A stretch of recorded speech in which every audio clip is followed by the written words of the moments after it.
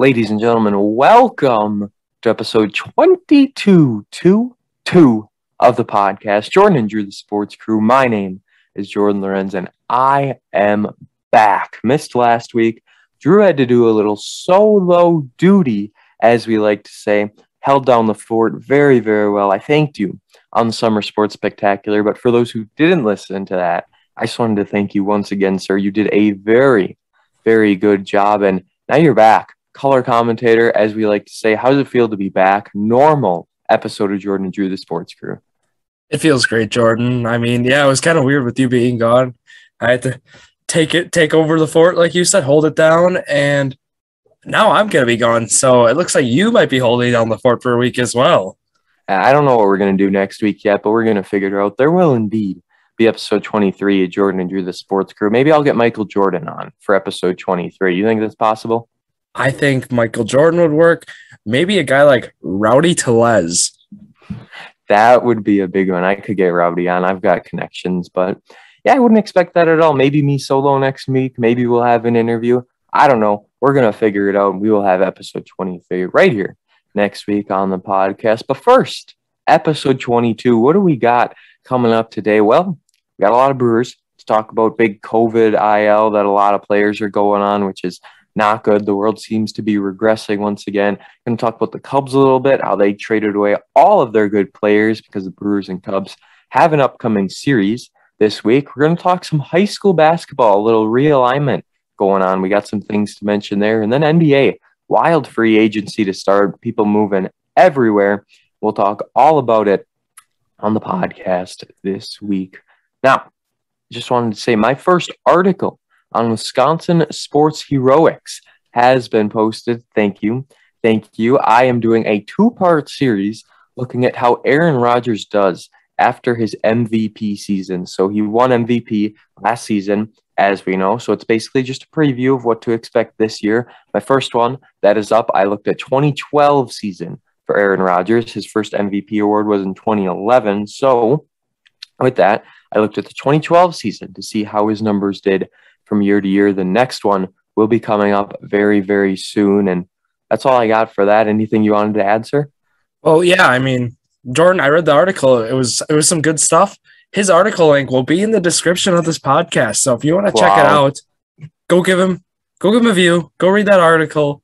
Let him know how he did. But I hate to toot my own horn, but I kind of showed him the spot that was open. But hey, some good stuff by Jordon Lawrenz. Yes, got to give credit where credit's due. If it wasn't for you showing me the tweet, I wouldn't have known.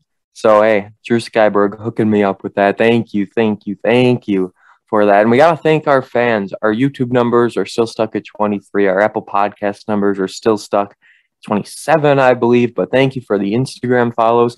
And fantasy football, thank you for joining that, guys. We still have some spots open. 7 spots, I believe, open. But if we can't get to 16, not the end of the world. We'll shoot for a 12-team league or something like that. We just want it as big as possible to get everyone in.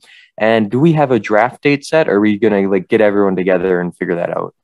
So the plan right now is we're going to aim for that 12, 14, or 16-team goal. And then once we get there, we're going to kind of post some stuff on our Instagram. So if you are not following us on Instagram, I highly recommend it because that's kind of how we're going to spread the date and all that good stuff. So go follow us there. And yeah, so we're going to wait to plan after we have everyone in. Very smart. I know there's just a tentative date in there right now, but just wanted to see. We'll get it all sorted out. And please don't miss the draft because then we have to sit there and wait. And that's not going to be fun, especially if there's a lot of teams. So we can't wait for that coming up. I believe I shouted everything out, but shout out of the week, the big one, Drew's going to handle it this week. The shout out of the week goes to Peyton Dietrich from Valders High School, a graduate recently, and he is participating in the baseball all-star game. So, Jordan, I don't know if you've ever heard of this, but they all gather at Neuroscience Group Field at the Fox City Stadium on Sunday, August 8th. Timber Stadium, baby. That would be. There's a pair of all-star games for the region, and Peyton actually made the team, so he's on Team Black, and he will play Team Cardinal at noon. So there's a good chunk of notable guys who are from this area on the team. So I'm going to read a few of their names. So, of course, Peyton Dietrich from Valders. He had a fantastic year at Valders as a senior for baseball, so bet over 400, so just well-deserving there. And then we have guys like, hold on, we got like Cameron Olson from New Holstein, Carter Stabani from Brilliant. So those are like guys local there. And then actually Team White, because there's another set of games at 2 o'clock. Team White plays at 2. And we got guys from Kiel, from Lincoln, Jackson Schmitz of Lincoln, Travis Coleman of Kiel, Brandon Stefani from Kiel as well. And so those are local guys who have made the team. So congrats to all of them. But it'll be a great game. That was yesterday then from when you're listening. So that game those games happened, and congratulations to all those guys. Absolutely. There's 2 big things I took out of that. Number one, Travis Coleman, never forget when I announced Kiel and Lutheran, he put up 42 points, I believe, hit like 8 or 9 threes. Dude went absolutely off.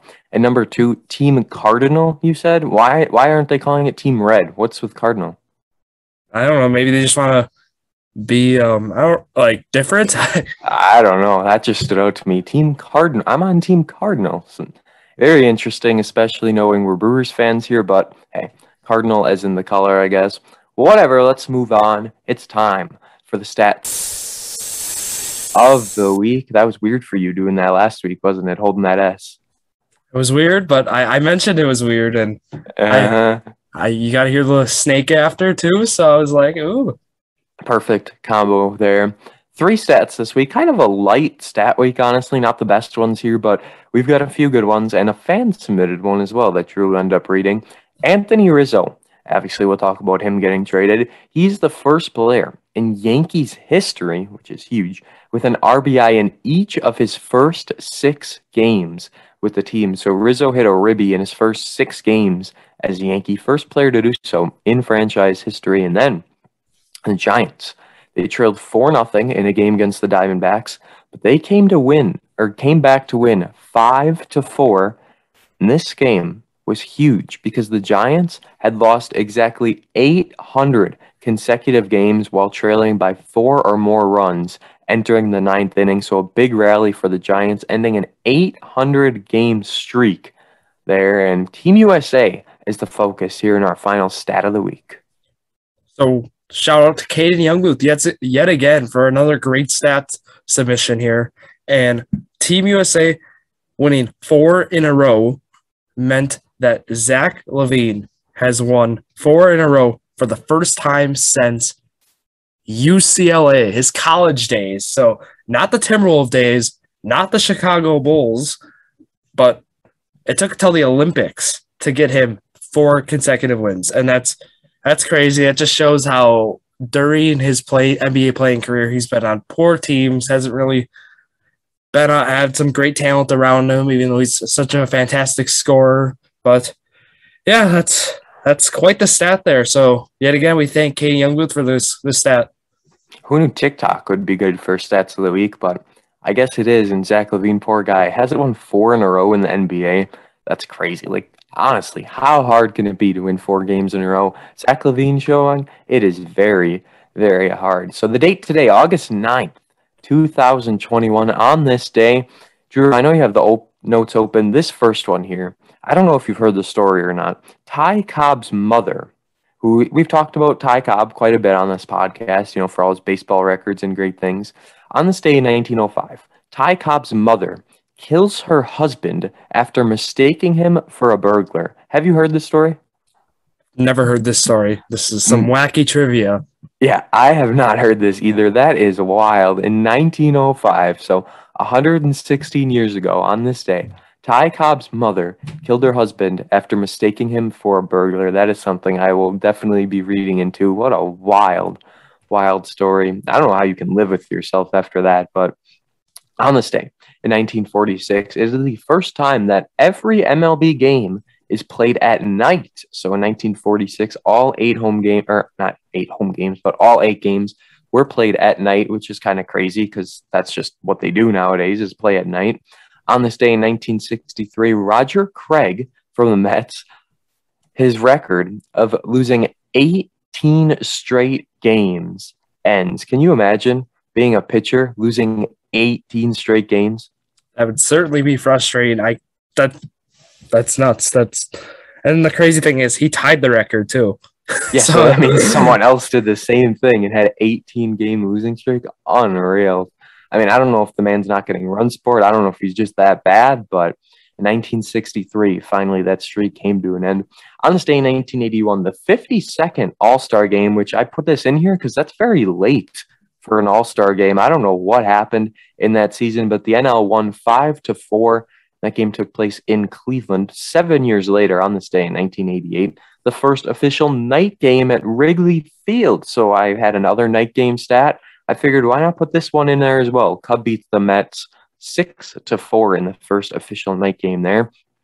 On this day in 2002, 1 year after I was born, San Francisco Giants outfielder Barry Bonds hit his 600th career home run, and our final stat fits right in with the Olympics. On this day in 2012, Usain Bolt wins the 200-meter at the London Olympics, 19.32 seconds, and he's the first to win the 100-200 double in back-to-back Olympics. So Usain Bolt, what a god when it comes to track and running. Anything you want to mention on any of these, or are we moving on? Let's get to our weekly sports talk, Jordan. We are going to start with high school. We mentioned that there was a little realignment, some playoff changes coming into the year, boys and girls both basically in the same realm of things. I tweeted out a big thread right after these things took place, and we're just going to talk through a little bit of them here. So in Division 1, Kaukauna, who is usually D2, they're now Division 1, and all the three, I shouldn't say all, but the three schools moving up to Division 1 all came from Division 2. Hortonville, 1,216 enrollment, Kaukauna, 1,208 enrollment, and Milwaukee Marshall, 1,262 enrollment. Those guys moving up. And then we got a little bit of a split in Division 2. There's 4 teams from D3 moving up, and then there's 3 teams from D1 moving down. And it's crazy looking at the enrollment. 617, 600, 610, and 635. Those are the schools that went from D3 to D2. Going from D1 to D2, 1,158, 1,186, 1,153. So those are huge enrollments for D2 schools. And Oshkosh North was one of the big ones that's out there moving down to Division 2. D3 had an even split of D2 teams moving down and D4 teams moving up. A lot of Milwaukee schools in there. Southern Door is now D3. D4, this is one of the big ones for us. Valders has moved to Division 4. They've got 299 enrollment. They were D3, moving down to D4, where you see a lot of teams. You know, you've got your Roncallis, your Manitowoc Lutherans. They're all sitting pretty in D4. So let's talk about it here. Division 1. What are the Manitowoc Lincoln Ships in for Division 1? They find themselves in the Sectional 2 final. So they're in 2A. And Drew, let's scout their competition in 2A. Bayport, De Pere, Fond du Lac, Germantown, Green Bay East and Preble, Hartford Union, Homestead, Kaukauna, Marquette, who's the team that took them out in football in the playoffs, Menominee Falls, Milwaukee King, Milwaukee Marshall, Milwaukee Riverside University, and then Sheboygan North and Sheboygan South. So Manitowoc Lincoln, they're in a pretty good sectional. I think there's a lot of good teams in there. I don't know how far they're going to get this year. Yeah, that's certainly a good sectional. When you mentioned all those great Milwaukee teams, you mentioned Milwaukee King, you mentioned Marquette, I believe, and those are some great schools in there. And Jordan, I got the 4A sectional up if you want me to read that as well. Go for it, and then we'll do 3 after. Just quickly mention Two Rivers. Yeah, because I want to mention 4A here with Valders, so that's where they find themselves this year. In D4 for the first time in, I believe, a long time. I don't even know if they ever made it to this low, but here we go. Cedar Grove, Belgium, Destiny, Dodgeland, Horicon, Howard's Grove, Kohler, Living Word Lutheran, Ozaki, Random Lake, St. Mary's Springs, Sheboygan Area Lutheran, Valders, and then Winnebago Lutheran Academy. And one thing that stands out to me right away, Sheboygan Area Lutheran moves from D5 to D4, and we know this is for basketball too, and they are one very tough basketball team. So I think this move actually ends up hurting Valders more than helping here, because they end up getting stuck in a sectional with one of the best, like, small school teams in the state. And we know how good Howard's Grove girls team is. I mean, their boys certainly don't match that, but Sheboygan Area Lutheran, one of those that kind of flip-flops back and forth. I understand the move for Valders, but like you said, kind of hurt them. It's just they got matched up in a really bad sectional. I mean, you've got 1A, 2A, 3A, 4A, 1B, 2B, 3B, and 4B, and somehow Valders gets stuck with a team like Sheboygan Area Lutheran.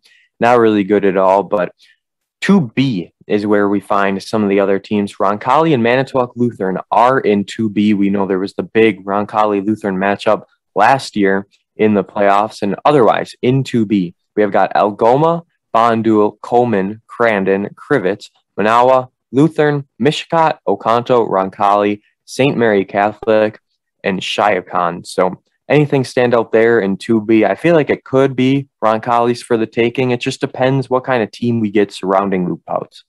Yeah, I think exactly. I think Roncalli's got this sectional locked up because, I mean, schools like Bondwell and, like, I don't know, like Shiocton and Oconto, those schools really have not been, like, notable for their basketball teams as of late, and I especially Mishicot as well. So I think for boys basketball, I think this is Roncalli's to lose here. I do believe, if I'm not mistaken, that it will indeed be showtime once again at Lutheran. I believe they have show this year, and I'm pretty sure they've got Ethan Menges as well. So those are two pretty big names. I don't know if they have Nathaniel Lubke either or not. I'm trying to think, but I know they lost a few big ones, but I think Lutheran's got still a few guys left on this squad. We'll have to see. Can't wait for basketball time. And then briefly, just wanted to mention D3 and Two Rivers. Drew, we covered that TR girls game last year, so we got to give Two Rivers a little credit. They're in 2B with Sturgeon Bay, Southern Door, Sheboygan Falls, Oostburg, New Holstein, Kiel, Kewanee, Kettleman Lane Lutheran, Denmark, Chilton, Campbellsport, and Brilliant. So that would be a tough little block there in 2B. Yeah, and that's exactly where Valders used to be. So I recognize a lot of those schools and their basketball teams, and Oostburg up to D3 as well is something I believe that's fairly new. So that's going to be a very competitive area there. I mean, with Brilliant, you got Jeremy Lorenz, and Kiel's always got some great players for their basketball team too. So this is one of the toughest sectionals in D3, in my opinion. We can't wait for high school basketball to be back. Before that, though, we got football coming up very, very soon. I know the Ships have quite a few Thursday night games this year, which is kind of wild, but I believe they have 3 of those. And then their homecoming game was the second to last game of the year. So we'll talk about high school football. Maybe I'll do that next week if I'm on solo duty. I'll just kind of go through the schedules for the teams and stuff. We'll see. I mean, it's just an idea for now, but we'll talk all about it then. And Ships obviously moving now into the normal FRCC conferences where they're split. This is the first year where they can actually be split. And what's Travis? I forget the guy's last name. Travis something. He's on Twitter. He always talks about Travis Wilson. Miller. Travis Wilson. Yes, that's the one. He was talking about it, and he said the Ships, they might actually be in contention to make the playoffs. So we're going to see. I don't know. It depends how everything goes. But moving to the world of baseball now. Let's do it. The Milwaukee Brewers. We'll talk about them. But first, like we said, I wanted to talk about the Cubs a little bit. So they traded basically everyone good that they have. I don't know what they were thinking. They're trying to rebuild, I guess. But they get rid of Craig Kimbrell for Cody Hewer and Nick Madrigal. Moving down the list a little more, they got rid of Javi Baez and Trevor Williams for Pete Crow Armstrong. He's only 19 years old, so that's a prospect there. They get rid of Anthony Rizzo for Kevin Alcantara and Alexander Viscano. And then they also got rid of Chris Bryant for Alexander Caniaro and Caleb Killian. So Cubs getting rid of everyone. I mean, if you're a Cubs fan, this certainly hurts. You don't have anyone left on this team, but I guess they're just looking ahead to the future. Certainly, and I actually like some of the guys they got. So if I'm a Cubs fan right now, I'm looking, I don't know, 4 or 5 more years. I'm ready to compete again. I'm ready to open a new window of contention. And they got their haul for Craig Kimbrell was one that really shocked me. Getting Nick Madrigal, who was a really highly rated prospect, and that was a fairly good haul for him. And then a few of the other guys were top 30 guys in their respective organization, and also top 100 guys as well. So if I'm a Cubs fan, I would not be upset with what happened this deadline. It's just one of those things where how much patience do Cubs fans actually have, because they're not used to being at the very bottom of the Central, but that might be what we're going to see in the next 2 years. And who knows if they're going to plummet or not. And I've got a little breaking news to share with you right now in the podcast. I wanted to bring the Cubs up as well because I was a little upset. Labor Day weekend, I'm going to a Cubs game. It's one of my destinations to try and go to every MLB ballpark. So I'll be going to Wrigley Field on a Saturday, I believe, for when they play the Pirates. So that'll be my sixth MLB stadium, I believe, something like that. But getting up there. So I'll be going to watch a Cubs-Pirates game, two pretty bad teams, and we'll see what happens in that game. You've got to be really careful at Wrigley Field because they have these ginormous poles that are in the way. I don't know if you've ever seen anything like this before, but like if you would sit in a certain section, they have an interactive, like a virtual map on their site. If you pick a seat and like say you're not really looking at anything, you just look at section numbers and then you see section 212, row 6, seats 1, 2, and 3. You're like, oh, those look like some good seats, right? Well, it turns out you buy the seats, you go to Wrigley Field, you sit down, there will be a gigantic pole in your way. They have these huge things that are stuck there, and it is one of the worst things I've ever seen. You have to be so careful and smart and strategic when buying Cubs tickets. It was wild. I mean, this thing, I've seen so many reviews. A View from My Seat is one of my favorite sites to look at. So many terrible reviews about someone going there, sitting down, and they literally can't see home plate because there's this gigantic pole in the way. Sometimes it'll be blocking first. I mean, sometimes blocking third. This thing was terrible, but thankfully I don't have to worry about that. Down the first baseline a little more. Under a thing, so there'll be some shade too, but that's coming up in just about a month, actually, a little less than at this point. And now, Brewers talk, right? We've got COVID IL, which is absolutely haunting this team. Christian Yelich is back, but they're just keeping him out a little bit yet, making sure he's 100%. This team has lost the likes of Adrian Hauser, Eric Lauer, Jake Cousins, Gustave, Strickland, Hader, and Hira. I mean, talk about some big names going down. Hira, not the biggest at the end of the day, but they lost a lot of relievers and 2 starting pitchers and the former MVP. Yeah, so what happened here is a tragedy, but like they're still able to win some games, even though the COVID situation, they're really getting hit hard by it. And you just got to credit guys stepping up. I mean, one guy essentially for this offense, Rowdy Tellez, has stepped up. I mean, the bullpen, we saw Suter step up Friday night. We saw Devin Williams have some big appearances. Brad Boxberger. I would mention John Curtis and Daniel Norris, but they've still been struggling. Yeah, not good. Just eating up those innings. But, like, yeah, I mean, just the bullpen. I mean, we saw them lose last Tuesday solely because they were low on – they didn't have a bullpen. They literally lost because they had to bring in a guy like Blaine Hardy into a tie game. So when stuff like that happens – and they also brought in Axford. I don't know. Well, I know I'll mention that. Brought in Axford. They traded for him for $1. $1. It was $1, Jordan. And it actually ended up not being worth $1. Yeah, let's just mention that real quick, get it out of the way. So that 8-game 5, that loss last Tuesday to the Pirates in extra innings, like you said, had to bring in a guy like Hardy, certainly not suited for the position at all. It would have been a spot for Axford, but Axford the day before, he came in, it was a 6-0 game. He gives up a run. Okay, whatever. Not a big deal. He's 38 years old. He's aged a little bit since the last time he pitched as a Brewer. And he comes in, gives up the run, and then all of a sudden, he's like holding his elbow. He comes out, and we learned a few days after, he's done for the year. I mean, this is just terribly unfortunate. We lost Hader, so we tried to bring this guy in, bring him back, have a little career resurgence. Not even a full inning, and he's done. Well, I see what Matt Arnold, David Sanger are doing, Jordan. 10 2/3 innings with the Buffalo Bisons for the Toronto Blue Jays AAA. He had a .84 ERA with 14 strikeouts. So I mean, he was good, but it was AAA. He was throwing 97 on the fastball. So then what happened was they were like, hey, let's trade for this guy. Cash considerations then. $1 was what happened, and they thought, maybe, like you mentioned, a career resurgence could happen, and nope. And now the Brewers, they're paid for probably his DL or his IL stint, so they probably lost money on this trade here. So not really Ended up not being really a great trade for the Brewers, but what happened then when they had to bring Axford in, and then he left with injury. They had to bring Brad Boxberger in, and then he wasn't available that Tuesday.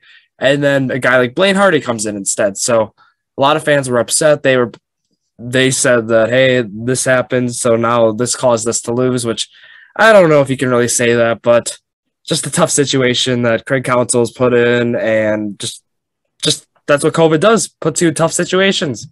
Shout out to Craig Counsell. 500 wins as a Brewer. He hit that on Friday night, which is huge, and can't say enough good things about the guy and how he manages the team. Sure, he made some questionable decisions once in a while, but at the end of the day, I didn't mind the Axford move, and I think they're doing the best they can with everyone on COVID. And speaking of decisions, let's talk about the Friday night game. We're recording Saturday morning, so this is the most recent big game we can talk about.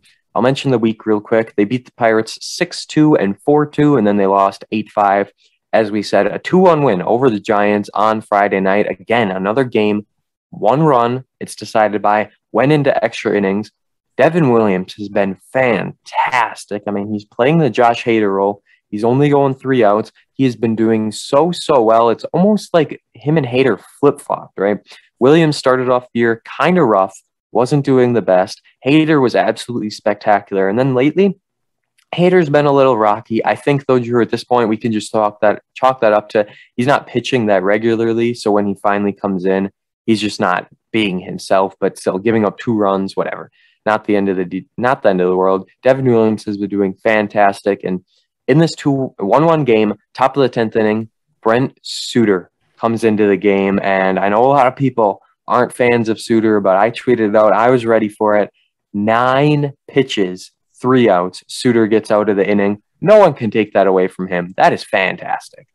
Yeah, I know Rowdy Tellez got a lot of credit for this win, which, I mean, makes sense. He had the game-winning hit, but I think Brent Suter really needs the same credit, and if not more, for what he did, because that run on second is usually a guaranteed run. So if you're not scoring that run, that puts the home team at, and I don't even know what the odds would be, just like phenomenal odds to win the game, though. Probably like 80 to 90% to win the game, because it's so easy to get that run home from second with nobody out, because with the bunt, you could bunt, sack fly. There's just a lot of ways you could advance the runner to third with 1 out, and then the odds of getting that runner from third to home are just really phenomenally high. So, oh yeah, that win probability goes way up. You got 3 outs to get a runner, 2 bases. All you got to do is get a base hit. Rowdy Tellez did just that. And when you said sack fly, it made me think last night, which is actually Friday night, Manitowoc Bandits had a 14-1 win over Casco. There were a few sack flies in that game.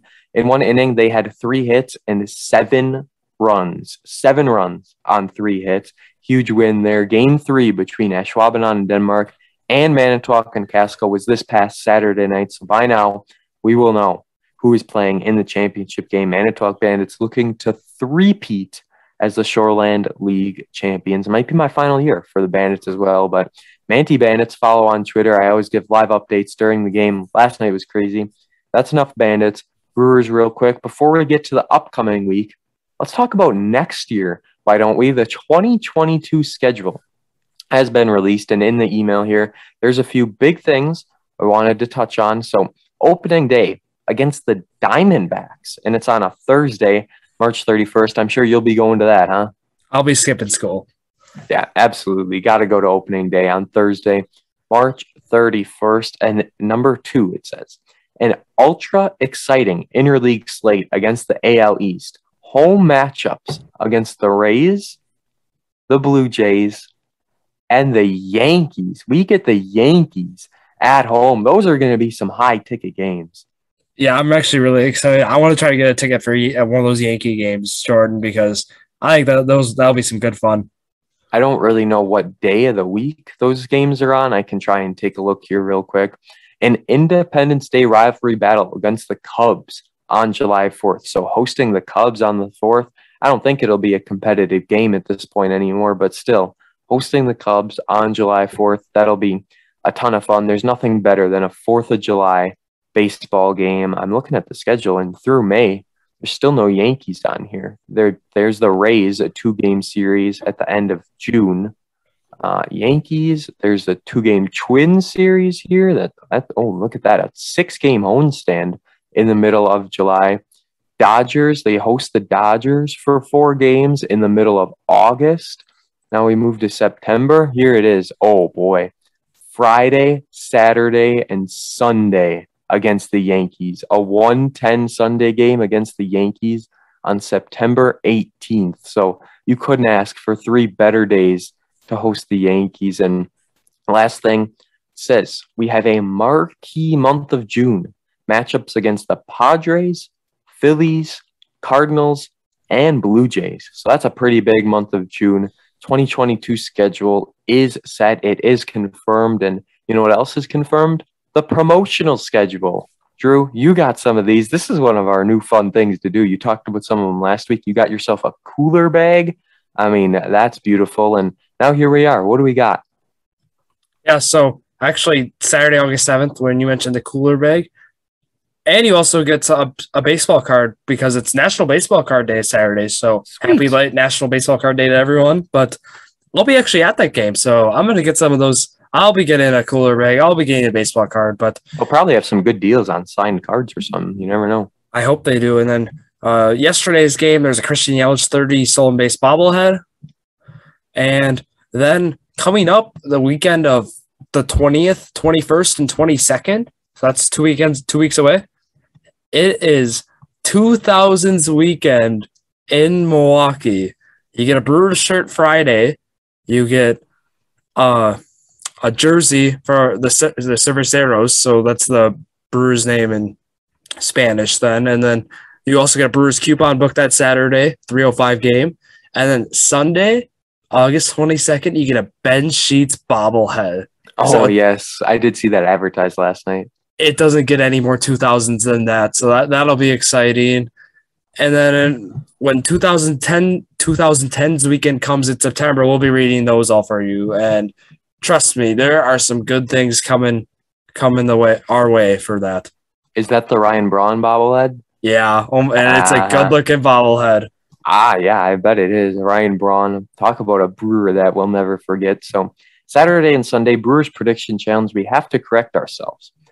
It is 8-7. I currently lead, but it most likely will be tie unless the Brewers lost on both Saturday and Sunday. So if the Brewers win just one game, either Saturday or Sunday, it'll be 8-8, and we will have ourselves a good old-fashioned tie, which is crazy knowing how well I was doing. But the week ahead, August 9th through the 15th, a 7-game slate. There are no off days. 7:05 Monday, Tuesday, Wednesday at the Wrigley Field. 1:20 for a Thursday afternoon game at the Cubs. And then we've got 6:05, 6:05, and then 12:05 at Pittsburgh. So a lot of big games, 7 games on the road this week. NL Central doing battle. Once again, Brewers at the time of recording are 7 games up on the Reds. So Drew, it's most likely a tie ball game at this point. I am going to have to do something that I don't really want to do, but it might pay off in the end. I'm going about as bold as you'll see, 6-1. That's what I was gonna do, Jordan. But Really? I like them this week too. I'll be actually at that game in Pittsburgh on Friday, so I'll be there. I'm gonna go 5-2. 5-2. Okay. That's kind of what you have to do. There's no way you're predicting 7-0. This way you're covered. I get the 6-1 or 7-0. You get 5-2 and under. You've got a lot of options there to win and maybe take the lead. I don't know, but we'll see about that. So Brewers, that wraps things up for there. And now I guess we're going to talk about some free agency. We'll talk about the Bucks in a minute, but first I just wanted to go over some other big names in the free agency. Can we talk about these Lakers real quick? You want to talk about a super team? Lakers got one.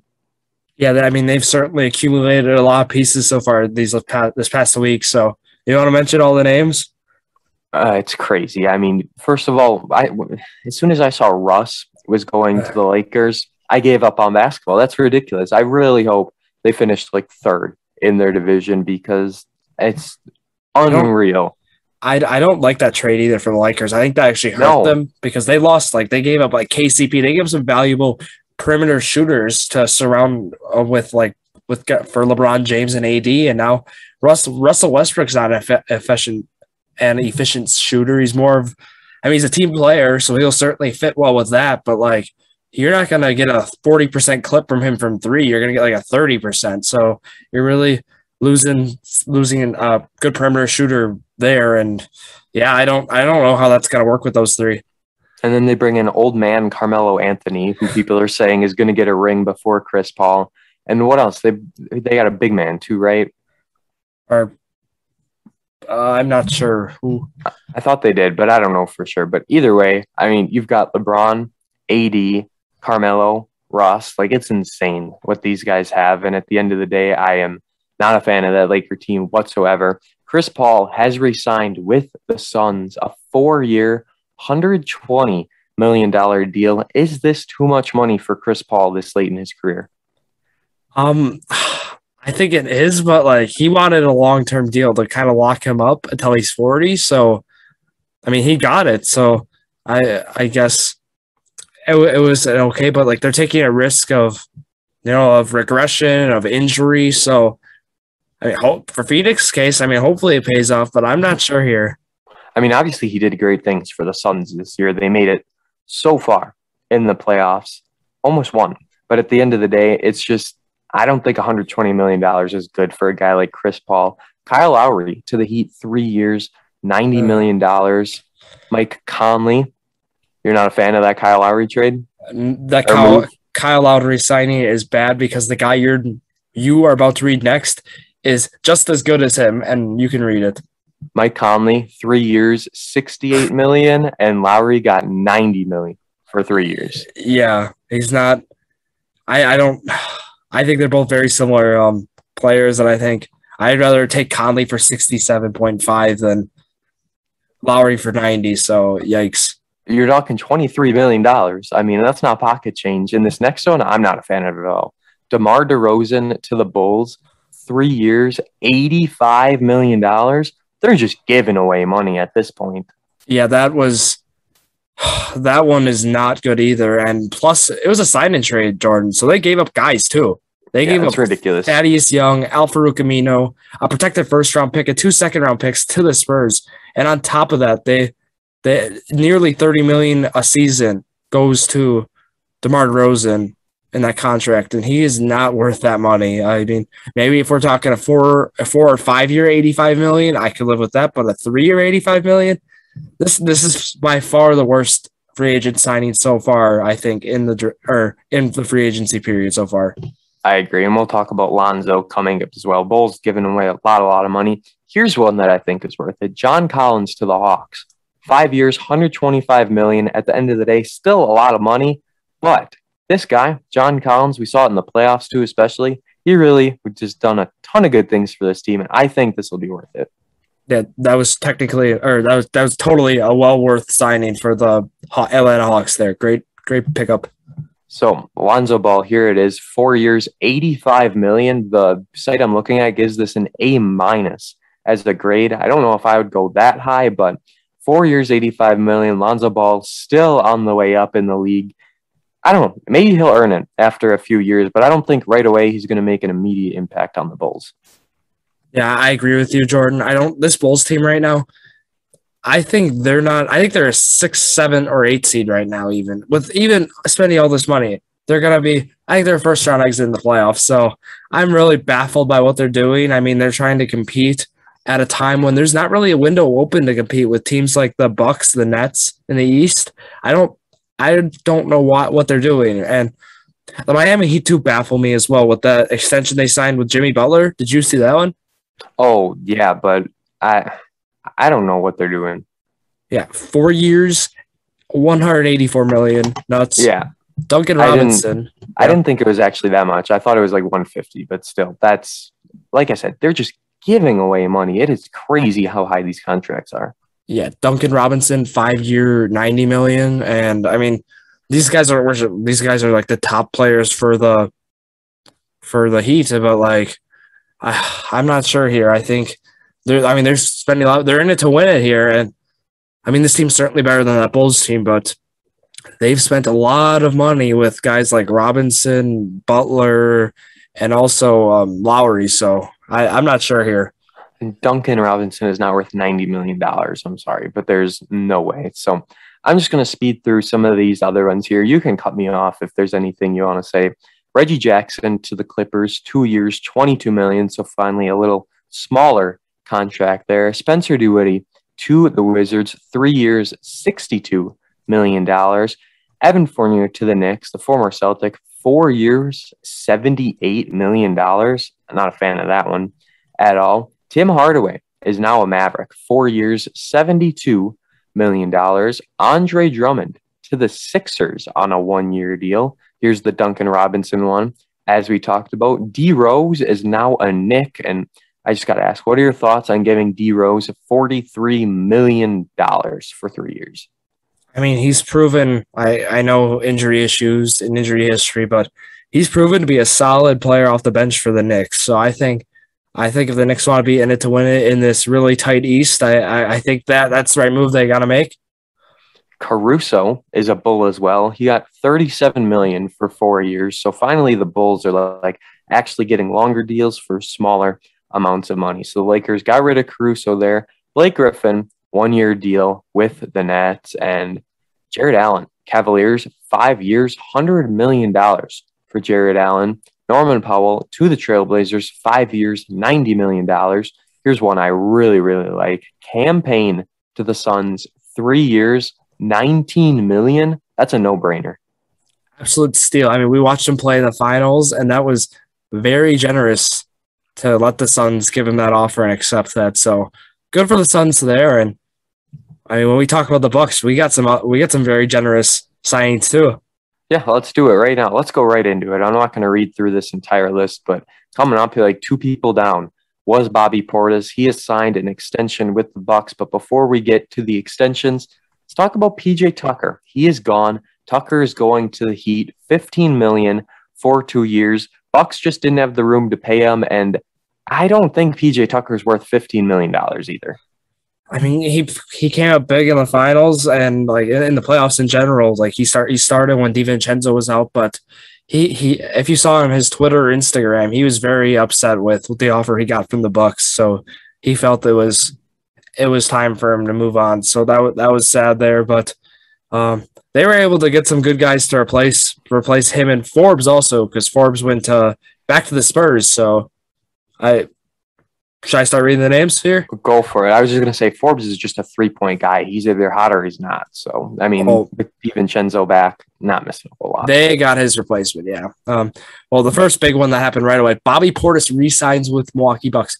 2 years, $9 million. He could have easily went to another team and got starter money. Like, he could have made $10 to $12 million a year. And I was going to say he could make $9 at 1 year. Yeah, he took a massive pay cut here just to stay with the Bucks. So I think that was one of the best signings of the free agency so far, even though it was a 2-year, $9 million deal. And then the Bucks had to fill some other roster spots. So what they did, they got Semi Ojeleye from the Boston Celtics on a minimum deal. And I mean, he shot 37.2% from 3 the past 2 seasons, which is fairly nice percentage. So he just needs to be a stronger and more physical defender, so he can make a better impact on the Bucks. As we know, they're a strong defensive team. And then another signing that happened, Rodney Hood. He joined the Bucks, and he's a guy who's known for his shooting as well. But he tore his right Achilles tendon a few years back, so hopefully, that doesn't hinder his performance. But I think he would be a solid rotation player, kind of like when Torrey Craig was on the Bucks. Like last year. You remember that? So a little bit, yeah.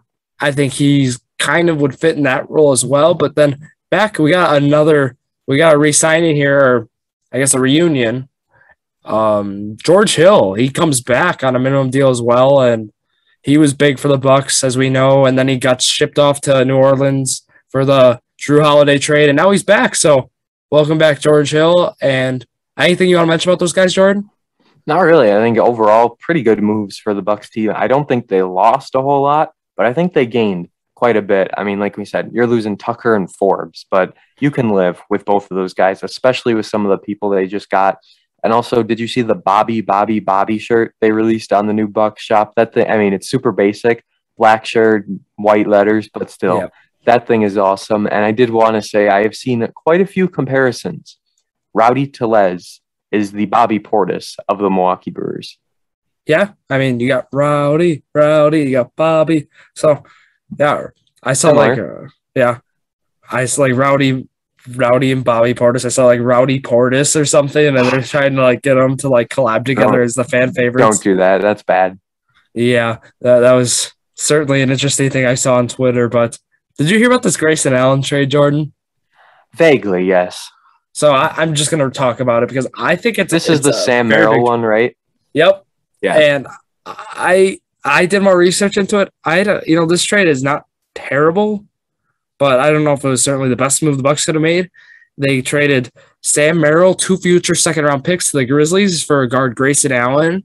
And, I mean, Grayson Allen, he's known for being a dirty player. He's kind of a talker. And, I mean, in that sense, a lot of people weren't really happy with that. But, I mean, this guy, he can shoot. So that's kind of what they wanted. He's 25 years old.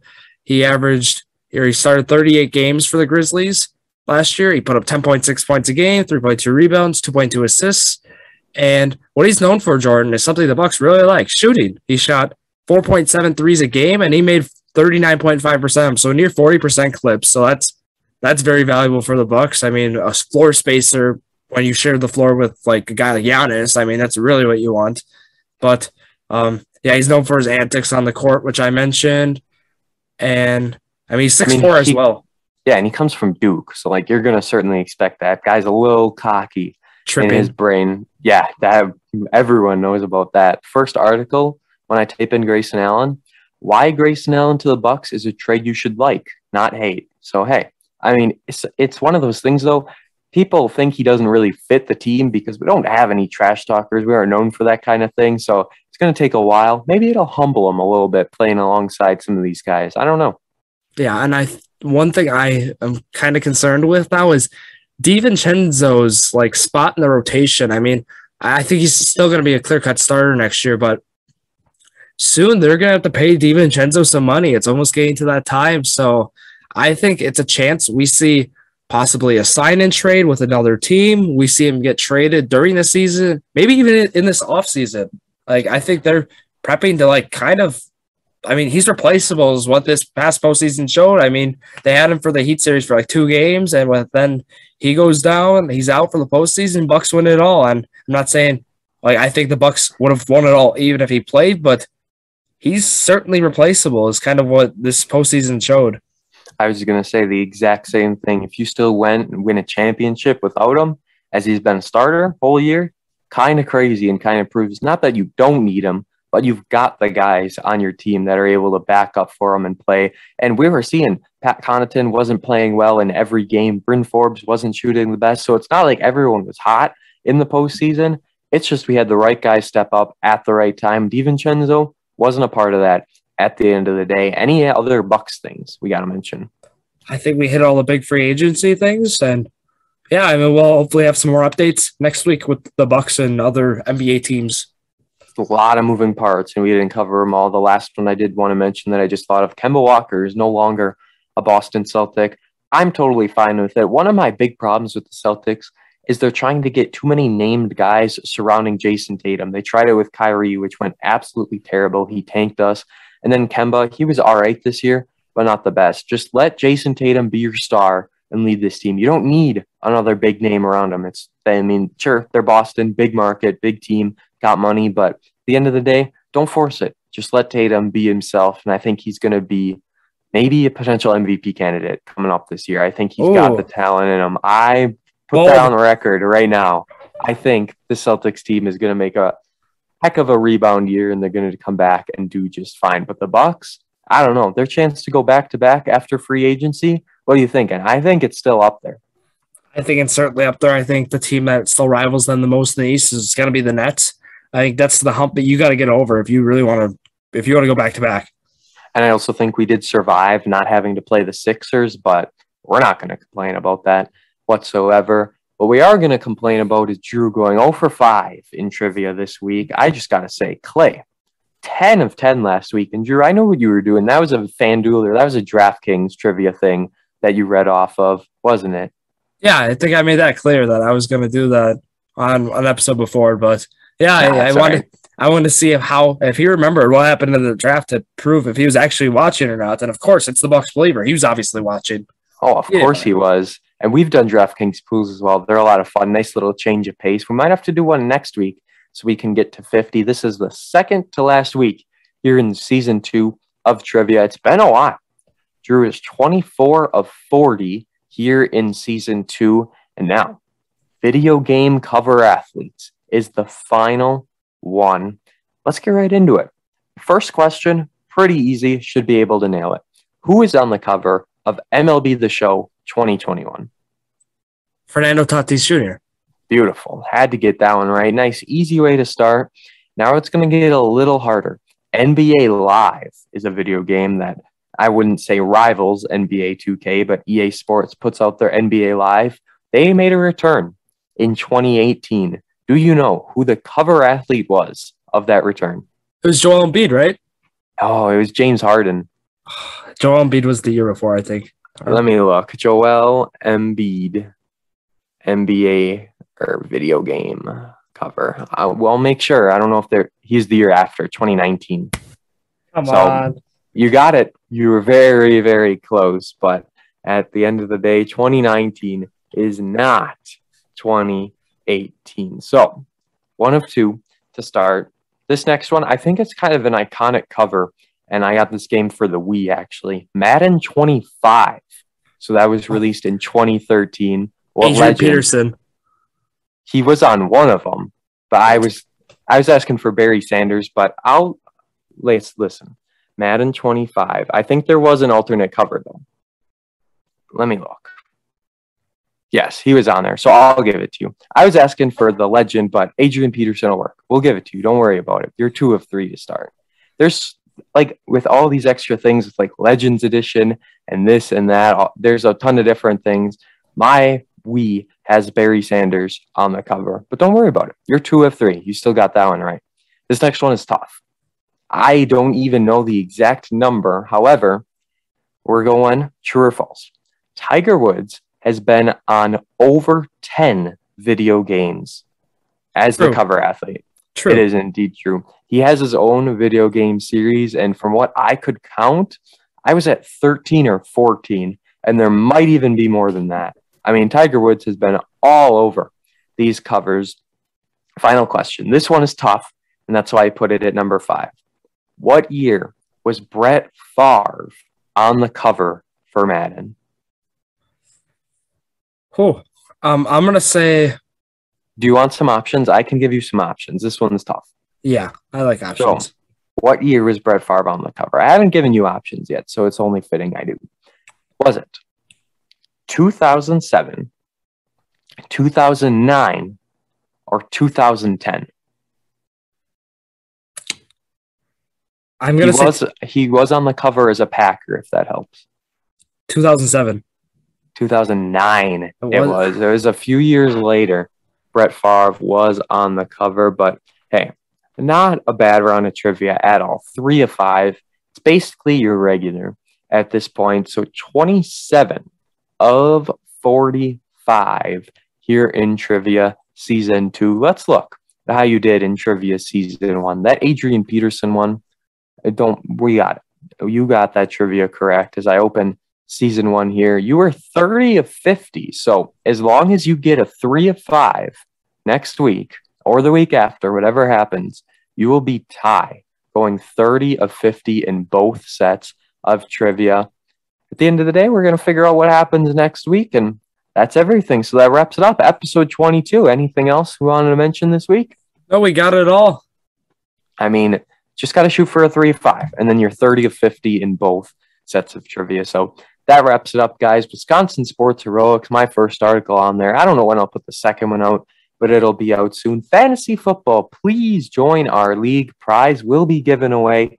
Speaking of prizes, the shirts, guys, if they're not here by this week, I don't know what we are going to do, but that would be absolutely ridiculous. Like I said, thankfully, we haven't put the money down yet. Don't give it to them until the shirts are made. And these things have been pushed back so many times. I haven't even been updated at all. I've had to call to get an update. If you ordered a sticker, don't worry. We've got the stickers here as well. They're all going to be given out very, very soon. Drew and I will have a Saturday where we just drive around and get everything out. But at this rate, I don't even know if they'll be here before Drew leaves for college. So thank you all for listening to this episode. Drew, shout yourself out. Instagram, Twitter, you know the drill. Drew Skyberg, DREW, SKYBERG. Yes, that is it. Jordon_PXP for my Twitter as well. And we're on Instagram, Jordon Drew _sports crew. Facebook, Jordon Drew the Sports Crew. Like us, join the Facebook group on there. That's it. YouTube, Jordon Drew the Sports Crew. Apple Podcasts, follow, leave the 5-star review. Thank you all for listening to episode 22 of Jordon and Drew the Sports Crew, the perfect podcast